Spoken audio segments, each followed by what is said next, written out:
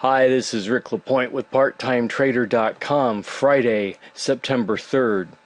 Now, we have been watching this 23% Fibonacci line hold from this downtrend we had here. We started holding at this fib line. Now, you know, one of two things happens when we keep hitting a support or resistance area.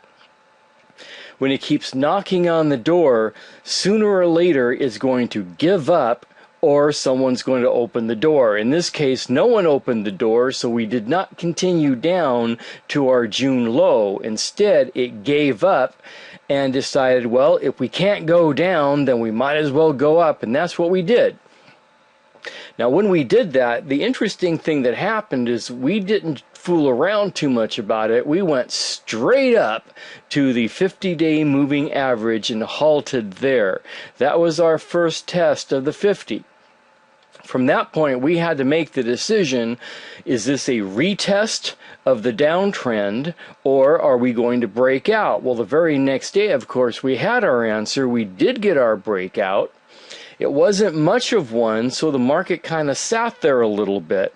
But from that point, the next day, we had a huge gap up, broke through our little uptrend line that we started here in August. Well, actually, it started down here, of course, but this was our first point. This is where I drew the line. We had a little bit of a bounce here before we broke it. This time, we crossed that line. We had been watching the 1100 area because we had a resistance area here from the July period, and then we reaffirmed that back in August, early August. This time, though, we broke through on Friday, halting at our 78% Fibonacci line. Now, we bounced from this fib line, we came up to this other fib line. Notice that they're basically a mirror image of each other. These are what I call the last stand fib lines, because once we break these points here, the next target is where the whole fib sequence began. Now here we stopped. So what we're looking at is the 200-day moving average here is what I call a tempting target.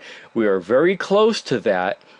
It would be very easy on Monday for us to go ahead and make the jump and hit that. The question we have, of course, is, are we going to start getting squeamish? We halted here at the fib line. We had a nice fast run up this way. The obvious target is the 200. If we break through that 200, obviously the target is the opposite spectrum of our complete Fibonacci sequence. So the question is, are we going to get a little bit squeamish here and decide to hover, or maybe come back down and retest the 62% fib line, or maybe the 50% or the 50-day moving average? Now, the fib line here is what I would consider a minor resistance area, but more than that, it's kind of a minor decision point. We did have a breakout from our 1100, but because this is a last stand point, we see what happened at our previous last stand point.